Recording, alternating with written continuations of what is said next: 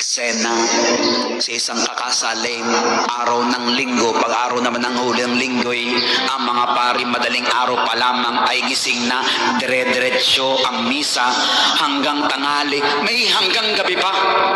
Sunod-sunod ang misa ng isang pari, alas 10, nakakailang misa na, may kasal.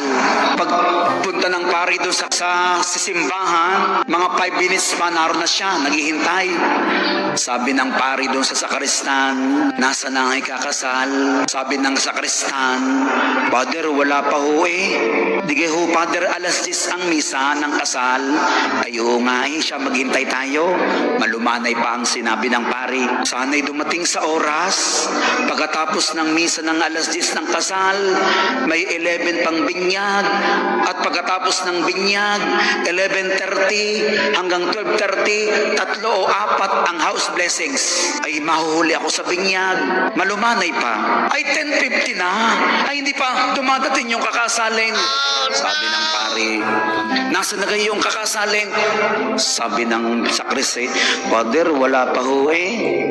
Medyo nataas-taas na ang boss ng pari. Yung ganamang pagod na. Iniisip nun yung susunod. Yung palang kakasalin, pahibay-hibay, pahaya-hayahay, pag-iang-gayaan. E di nakakaiyamot.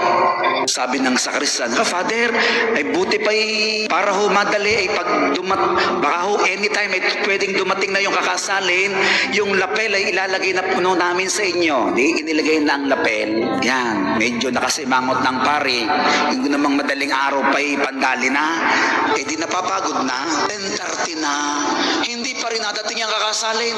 Naku, naiiyamot na yung pari. Nugare. Buti naman. Dumating ng 10:40. 10:40 dumating.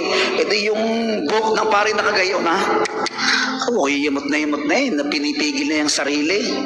Siya, sige, hindi para ako magalit. Pagtingin ng pare doon sa kakasalin, tiningnan yung TV monitor. Sabi, pwede kang bilis-bilisan ng lakad. Pagayang-gayan pa. Kala mo nasa buwan. Di nakakaiya mo. Pagtingin sa itsura ng babae, sabi ng pare, pangit na may pahuli-huli. Naku, patay kang bata ka. Ay, ang matindi, nakalimutan, nakalapel, narinig ng marami. Ay, di nagalit yung ama. Sabi ng amay, parang boss ng pari yun. Sasabihin ng aking anak na pangit, susugudin nakainom pala ng gabay. Sabi ng sakristan, Father, napakinggan po kayo ng ama ng kakasalin.